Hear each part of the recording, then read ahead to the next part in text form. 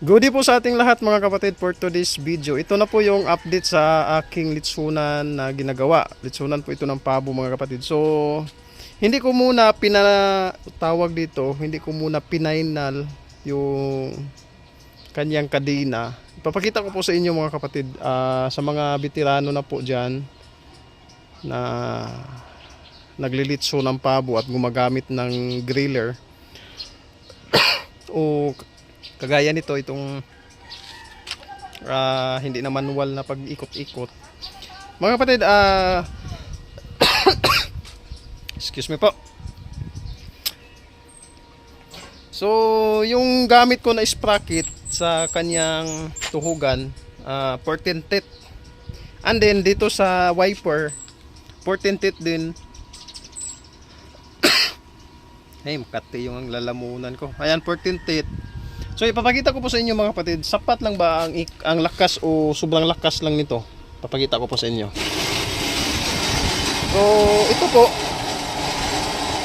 sa tingin nyo po, sa mga may karanasan na po dyan sa pagpapabo o naglilitson ng pabo o litsong manok,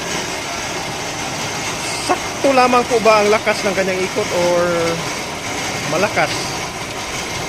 Paki-comment down below mga kapatid nang sa ganun is matansya ko po. Ano po sa tingin ninyo?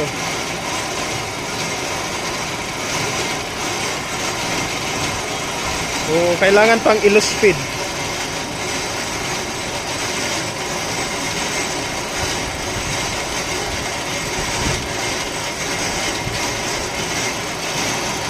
Comment down below mga kapatid,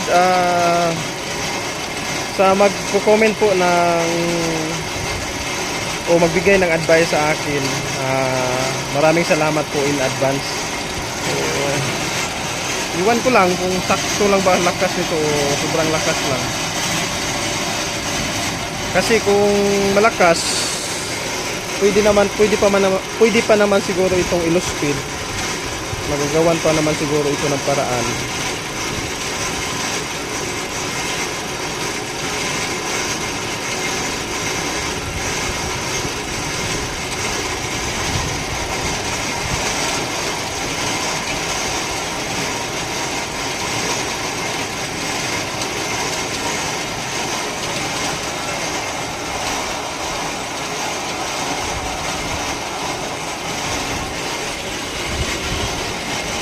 Ayan, temporary nga muna yung ginawa ko eh. Kasi titingnan ko pa kung sakto lang ba o hindi.